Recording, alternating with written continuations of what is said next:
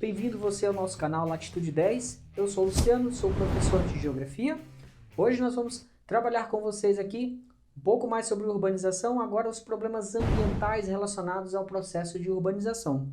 Mas antes da gente começar, não deixe de se inscrever no nosso canal e se você gostar do vídeo, é claro, deixe seu like aí pra gente, tá bom? Se tiver alguma dúvida sobre o conteúdo também, pode escrever aí que nós vamos tentar responder e esclarecer para você. Vamos lá então. Olha só, elenquei aqui alguns dos problemas mais recorrentes nas cidades, os problemas ambientais mais recorrentes nas cidades. E o primeiro, é claro, quando nós falamos de urbanização, falamos de cidades, sempre lembramos daquelas grandes e mega cidades muito poluídas, com ar muito poluído. Então a poluição do ar está sempre presente nas grandes e médias cidades mundo afora. Mas olha aqui, ó, poluição do ar. Nós temos quais são as causas dessa poluição do ar? Vamos lembrar lá atrás do processo de industrialização. Em 1750, no meados do século XVIII ali, que nós temos o processo de industrialização e esse processo alavanca a urbanização e também os problemas ambientais urbanos. Esses problemas não ficam restritos ao meio urbano, eles podem inclusive afetar o meio rural circundante. Olha aqui. Então a industrialização, cidades muito industrializadas, onde há muita queima de carvão mineral, onde há muitos veículos automotores, onde há queima de combustíveis fósseis, teremos então, portanto, maior quantitativo de poluição atmosférica sendo expelida pelas fábricas, pelas atividades humanas ali presentes. E essas queimas de combustíveis, elas são nocivas ao meio ambiente e propriamente aos seres humanos, já que levam para a atmosfera alguns elementos químicos que na maioria das vezes são tóxicos. É claro que nos últimos anos muitas indústrias forçadas por leis de determinados países tendem a se regularizar e emitir cada vez menos gases poluentes na atmosfera, mas em outras regiões do mundo essas indústrias ainda não têm essa regulação por parte de muitos países.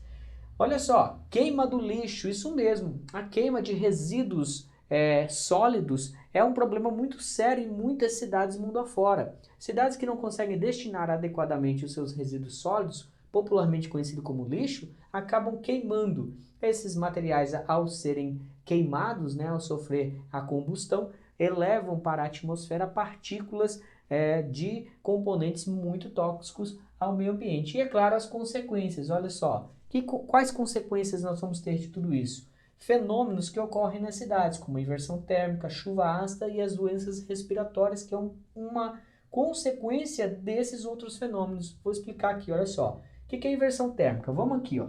Inversão térmica. Em situação natural, observem aqui.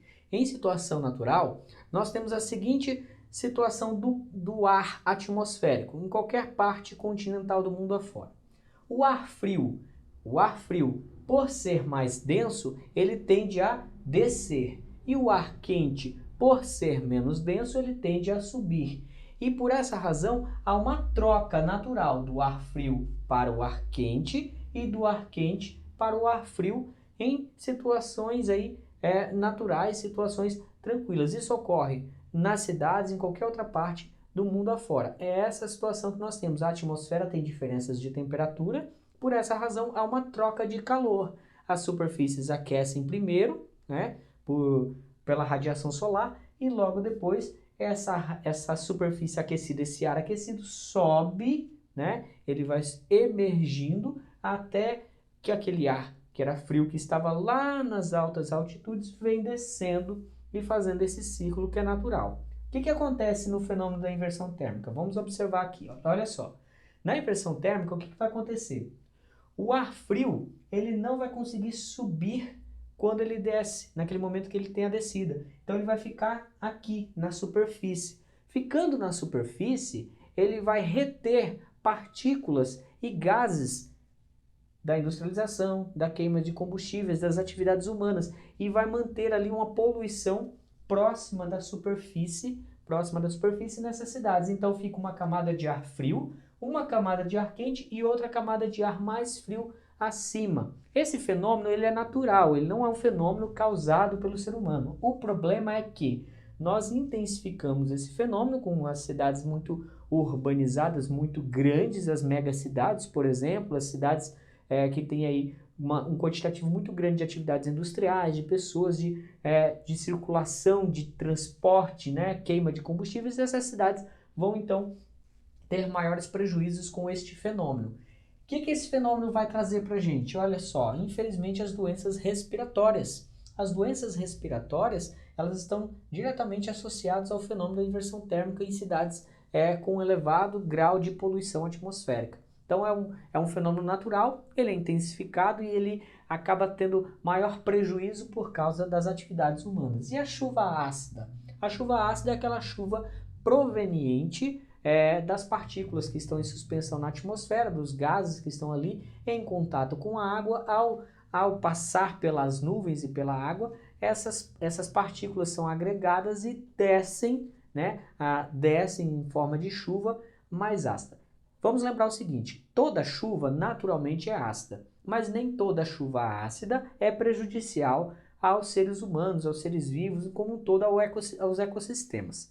As chuvas ácidas prejudiciais são aquelas que, devido à queima de combustíveis, à queima, né, de vários tipos de componentes, a queima de lixo, que vai subindo aí compostos químicos como, por exemplo, o óxido de enxofre, que ao entrar em contato com a água, tá? Ao entrar em contato com a água, enxofre, o gás carbônico. O gás carbônico não é tão nocivo, mas o enxofre, ele é muito nocivo, formando, por exemplo, o ácido sulfúrico. Esse ácido sulfúrico é um ácido altamente tóxico, e ele pode causar danos em construções, morte de vegetações, de árvores, por exemplo, e de peixes. Se essa chuva cair, por exemplo, no manancial, os peixes a vida aquática como um todo pode ser prejudicada. Então nós temos aí outro fenômeno da chuva ácida. Esse fenômeno ele é muito comum em grandes centros urbanos, onde há muita queima de combustíveis, industrialização muito forte, uma diversidade econômica e industrial muito presente. E aí nós temos outro problema quando falamos de urbanização, as inundações e alagamentos. Não são sinônimos, tá, gente? Inundações e alagamentos. Inundações está ligado ao transbordamento de um rio acima do seu leito, tá? E os alagamentos está ligado, tá, à impermeabilização do solo nas grandes cidades ou médias cidades, por exemplo, que já apresentam esse tipo de problema. O que acontece? Nós temos a seguinte situação. As cidades, quando vão crescendo, que vão se desenvolvendo, há projetos de asfaltamento, construção de edifícios, construção de calçadas e assim por diante. E o solo fica impermeabilizado. A chuva, ao chegar, o período de maior quantidade de chuva, associado ao lixo acumulado, quanto mais lixo acumulado você tem numa cidade, numa determinada localização, você vai ter menos escoamento dessa água, porque vai entupir bueiros, por exemplo. E aí nós temos as obras de canalização, que também são outros problemas nas cidades na atualidade. Por que é um problema a obra de canalização? Porque quando se canaliza um igarapé, um manancial urbano, que geralmente são mananciais muito poluídos por lixo, por esgoto, assim por diante, vamos ter o seguinte problema. Você tira do manancial aquela capacidade de infiltração que ele possuía no solo. Então você canaliza toda aquela água e quando vem uma chuva muito forte, associada ao processo de impermeabilização, construção de novos bairros, construção de asfalto, pavimentação asfáltica, prédios, edifícios, enfim. Com as obras de canalização, essa água não tem para onde se infiltrar, porque se ela corresse para o leito de um igarapé, por exemplo, ele não estivesse canalizado, a taxa de infiltração seria muito maior. Sendo canalizado, essa taxa de infiltração ela é baixa e aí ao transbordamento ocorre as inundações, as enchentes e inundações e altera ainda mais a capacidade daquele corpo, daquela região de receber a água e infiltrá-la no solo. Então é um problema urbano muito comum em vários locais do mundo afora. No Brasil não é diferente. E o saneamento básico, agora que a gente não vai falar mais apenas de um problema ambiental, mas vamos falar aqui da questão do saneamento básico. Bom, as cidades elas têm aí vários problemas em relação à questão ambiental e ao saneamento básico. É justamente a ausência do saneamento básico que traz muitos problemas, doenças de veiculação hídrica, por exemplo, podem ocorrer, doença aí por contato com animais que, né, fazem a decomposição do lixo e assim por diante. Olha, disposição inadequada do lixo. Atualmente, ainda muitos municípios brasileiros não dispõem de aterro sanitário. Então, os resíduos são dispostos de maneira inadequada em lixões a céu aberto. Isso acaba atraindo aí animais, acaba atraindo pessoas, inclusive, para trabalhar nessas áreas que vão lá em busca de materiais para reciclagem, por exemplo. E aí a ausência da rede de esgoto, que é um grande problema no Brasil. Segundo o IBGE, mais de 34 milhões de domicílios brasileiros não têm acesso à rede de coleta e tratamento de esgoto. Isso nos dá 49% dos domicílios brasileiros. As regiões que têm menor quantitativo de tratamento de esgoto, de rede de tratamento, coleta e tratamento de esgoto, são as regiões Norte e Nordeste e Sudeste, tá? São essas três regiões do país onde a situação do tratamento de esgoto, coleta e tratamento ainda não atende grande parcela. Claro que no Norte e no Nordeste essa questão é muito mais grave. E a pouca distribuição de água tratada. Quando falamos de problemas ambientais, de doenças, essa questão de pouca distribuição de água tratada é uma questão que o Brasil vem superando muito bem. 99% já dos domicílios brasileiros já possuem água tratada, dos municípios brasileiros. Mas ainda uma pequena parcela não consegue essa quantidade. Mais de 9 milhões de domicílios ainda não possuem água tratada. O Brasil melhorou muito nos últimos anos nesse quesito, mas ainda é um problema ambiental muito sério para se resolver.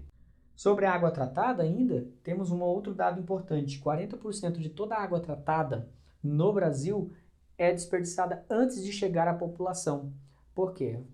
Tubulações muito antigas que não dão conta, estouram a tubulação, né? Perda de sistema, muitos problemas na distribuição, no tratamento e distribuição da água no Brasil. Em 2020, foi assinado o Marco Regulatório do Saneamento Básico no Brasil, sancionado pelo Presidente da República, que abre caminho para que empresas privadas possam atuar na rede de coleta de esgoto e tratamento e também na rede de distribuição e tratamento de água. Vale lembrar que esse projeto tem muitas críticas de um lado e críticas favoráveis de outro. Ele abre espaço para empresas privadas, houve inclusive a concessão do tratamento de água e esgoto no Rio de Janeiro, que ficou bem conhecido nos últimos dias. Essa concessão por alguns anos, e esse processo ainda é um processo que vamos verificar se irá funcionar, porque as empresas que atuam no serviço, né, de esgotamento, tratamento de água, precisam aí de uma segurança jurídica que o Brasil vai ter que trabalhar ao longo do tempo para conseguir sanar os problemas e também regular essas empresas que estão vindo para empresas privadas, tá? Para atender. Lembrando que boa parte das empresas públicas e estatais, tanto estaduais quanto federais e autarquias municipais, que são responsáveis pelo tratamento de esgoto e água no Brasil. Pessoal, espero que vocês tenham gostado desse conteúdo, dessa aula. Se vocês tiverem alguma dúvida, pode deixar aí nos comentários que nós vamos tentar responder para você o mais rápido possível. Por enquanto era isso. Problemas ambientais aí, fichinha para vocês nas provas de vestibulares e a gente se vê em outro vídeo. Até mais!